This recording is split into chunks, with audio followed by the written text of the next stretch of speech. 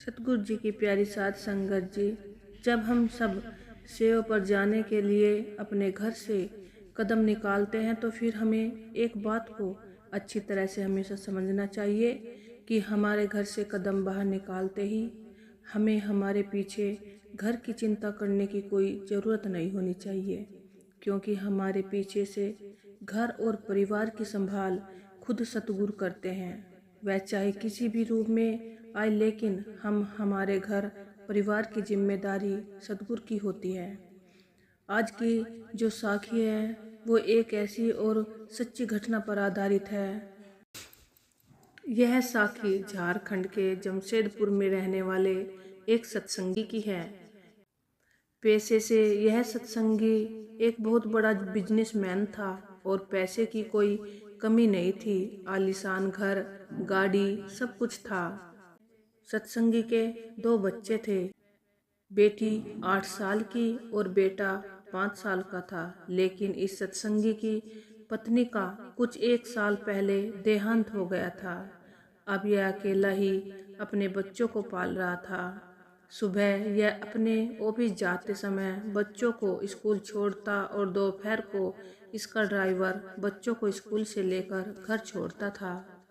घर में बच्चों की देखभाल और खाना बनाने के लिए एक आया को रखा हुआ था, जो दोपहर में आती थी और शाम के 6 बजे तक खाना बनाकर चली जाया करती थी। इस सत्संगी को सेवा करना बहुत अच्छा लगता था। वह अक्सर अपने शहर के सत्संग घर में सेवा करने जाया करता था। इसका मन भजन सिमरन में नहीं लगता था, लेकिन सेवा में सबसे आगे होता था। पिछले साल बरसात के मौसम की घटना है। इसके शहर में सत्संग घर में कोई कंस्ट्रक्शन का काम चल रहा था। उस दिन इतवार का दिन था। उस दिन इस सत्संगी को कहीं और कोई काम नहीं था, तो यह अपने बच्चों को सुबह का नाश्ता करवाकर सत्संग घर के लिए जाने लगा। इसने देखा कि इसका बेटा, जो कि 5 साल का था, उसे थोड़ा बुखार था। उसने घर पर रखी हुई बुखार की दवा बच्चे को दे दी और अपनी बेटी को समझा दिया कि अगर फिर से बुखार लगे तो इसे यह दवाई पिला देना। कोई ज़रूरत हो तो मुझे फ़ोन कर देना, या अभी आया आ जाएगी और शाम तक मैं भी वापस आ जाऊंगा। यह सब बेटी को समझाकर यह भाई सत्संग घर के लिए सेवा पर निकल गया। सत्संग घर इनके घर से लगभग 10 किलोमीटर की दूरी पर था और पहुंचने में 15 से 20 मिनट लग जाते थे। वह भाई अपने सत्संग घर में आ गया और वहां पर कंस्ट्रक्शन के काम में सेवा करने लगा। बीच बीच में अपने बच्चों को फोन कर उनका हालचाल लेता रहा और आया को फोन कर समझा दिया गया कि बच्चे को बुखार है तो थोड़ा ध्यान रखना। उस दिन शाम होते होते मौसम खराब हो गया और कुछ तेज आंधी के बाद तूफान जैसी बारिश शुरू हो गई। पूरे शहर में पानी भर गया और आवागमन रुक गया। कई बार तो कुछ इलाकों में कई कई दिन लोग अपने घरों से बाहर नहीं निकल पाते थे। उस दिन भी शाम का माहौल कुछ ऐसा ही था। इधर उसके घर में शाम को उसकी बेटी अपने भाई को बुखार की दवा पिलाने लगी तो देखा कि दवाई की आखिरी डोज बची हुई है। उसने अपने पापा को फोन करके कहा, पापा जब 8 बजे होंगे तो मैं दवाई पिला दूंगी और आप आओ तो दवाई लेते आना। भाई का बुखार ठीक नहीं हो रहा है। दवाई देने पर उतर जाता है, लेकिन थोड़ी देर बाद फिर से बुखार चढ़ जाता है। संगत जी, अब यह भाई जल्दी जल्दी सत्संग घर से अपनी कार में बैठकर निकल पड़ा, लेकिन बारिश इतनी जोर की हो रही थी कि हर तरफ पानी भर गया था और इतने पानी में गाड़ी को निकाल पाना बहुत मुश्किल हो रहा था। उस भाई ने बड़ी कोशिश की, लेकिन वह सत्संग घर में ही फंस गया और फोन पर बच्चों से बात करने लगा। इधर बेटे की तबीयत बिगड़ती जा रही थी और दवाई भी खत्म हो चुकी थी। अब यह भाई चिंता में आ गया। उसने पड़ोसियों को फ़ोन किया पर उनका फ़ोन नहीं उठ रहा था। थोड़ी देर बाद उनके पड़ोसी ने उनको कॉल वापस की तो इस भाई ने कहा कि अगर आपके पास कोई बुखार की दवा रखी हो तो मेरे बेटे को दे दो। लेकिन पड़ोसी के घर दवा तो थी पर वह इतने छोटे बच्चे के लिए नहीं थी, क्योंकि बच्चों को बुखार की दवा अलग से दी जाती है और बड़ों की दवा अगर बच्चों को दे दी जाए तो वह उल्टा असर कर जाती है।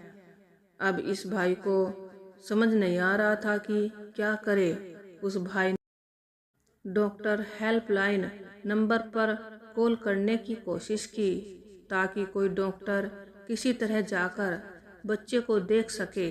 काफ़ी कोशिश करने के बाद हेल्पलाइन वाली मैडम ने कहा, ठीक है सर, मैं कोशिश करती हूँ किसी को भेजने की। लेकिन यह बात उसने सिर्फ इस भाई के बार बार रिक्वेस्ट करने पर ही कही थी, क्योंकि इतनी बारिश और तूफान में कोई डॉक्टर जाने को तैयार नहीं था।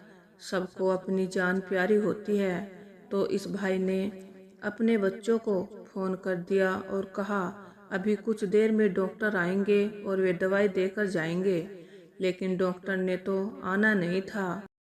साध संगत जी, अब वह भाई गुरुजी से अरदास करने लगा और कहा, गुरुजी, आपके अलावा मेरा और मेरे छोटे छोटे बच्चों का इस संसार में कोई नहीं है, इसीलिए आप अपने घर की संभाल कर लेना। और यह कहकर वह भाई रोने लगा, क्योंकि एक पिता अपने बच्चे को मुसीबत में नहीं देख सकता। इस प्रकार वह भाई अपने आप को बेबस महसूस कर रहा था कि वह सत्संग घर में बैठने के अलावा और कुछ नहीं कर सकता था। साध संगत जी, सतगुरु भी तो संगत के पिता होते हैं, तो वे कैसे अपने बच्चों को मुसीबत में देख सकते थे। कुछ देर बाद भाई के घर की डोरबेल बजी। जब बेटी ने दरवाज़ा खोला तो सामने एक सरदार जी डॉक्टर की यूनिफॉर्म में खड़े थे। जब दरवाज़ा खोला तो वे अंदर आ गए और बच्चे के पास जाकर उसे अच्छे से देखा और दवा दी। जब तक बच्चा ठीक नहीं हो गया तब तक वे वहीं बैठे रहे। भाई के घर हर कमरे में गुरुजी की फोटो लगी थी। तो भाई की जो बेटी थी उसने एक बार फोटो की तरफ देखा और दूसरी बार डॉक्टर के चेहरे की ओर देखा और उस पूछने लगी, आप तो यह फोटो वाले गुरुजी हो। तो डॉक्टर कहने लगे, नहीं बेटा, मैं ये नहीं हूँ, मैं तो एक डॉक्टर हूँ। बच्ची छोटी थी इसलिए पहचान ना पाई कि सच में यह गुरुजी ही थे। 2-3 घंटे बाहर रुकने के बाद जब बच्चा ठीक हो गया तो डॉक्टर वहां से चले गए। उस पूरी रात भाई सत्संग घर में ही फंसा रहा और फोन पर बच्चों से बातें करता रहा। बच्चों ने बता दिया कि एक डॉक्टर आए थे और वे दवा देकर गए हैं। अगले दिन जब मौसम थोड़ा साफ हुआ तो भाई अपने घर पहुंचा और अपने बच्चों को गले से लगा लिया। फिर बेटी ने बताया कि कल जो डॉक्टर आए थे उनकी शक्ल गुरुजी जैसी थी। यह सुनकर वह थोड़ा हैरान तो हो गया और उसने कंफर्म करने के लिए हेल्पलाइन नंबर पर दोबारा फ़ोन किया। फ़ोन पर उसे बताया गया कि कल मौसम बहुत ख़राब होने की वजह से हम आपके घर किसी डॉक्टर को नहीं भेज सके, लेकिन हम अभी आधे घंटे में आपके घर डॉक्टर को भेज रहे हैं। यह सुनकर भाई की आंखों में आंसू बह निकले और भाई ने हेल्पलाइन वालों को कहा, आपका शुक्रिया, लेकिन अब डॉक्टर नहीं चाहिए, बच्चा अब ठीक है। इसके बाद वह भाई गुरुजी की फोटो के आगे बैठकर रोने लगा और शुक्र करने लगा। साध संगत जी ऐसा करते हैं। सतगुरु अपने सेवादारों और संगत की संभाल। हमें लगता है कि हम सेवा पर गए हैं तो पीछे कौन हमारी संभाल करेगा, लेकिन जैसा मैंने आपको शुरू में कहा था, जब हम एक कदम उसकी ओर बढ़ा देते हैं तो फिर हमें पीछे किसी की चिंता करने की ज़रूरत नहीं होनी चाहिए, सब कुछ अपने आप ही संभाल लेता है। किसी ना किसी रूप में आकर हमारी मदद जरूर करते हैं। गुरुजी किसी न किसी रूप में आकर हमारी मदद जरूर करते हैं। धन धन सतगुरु तेरा ही आसरा।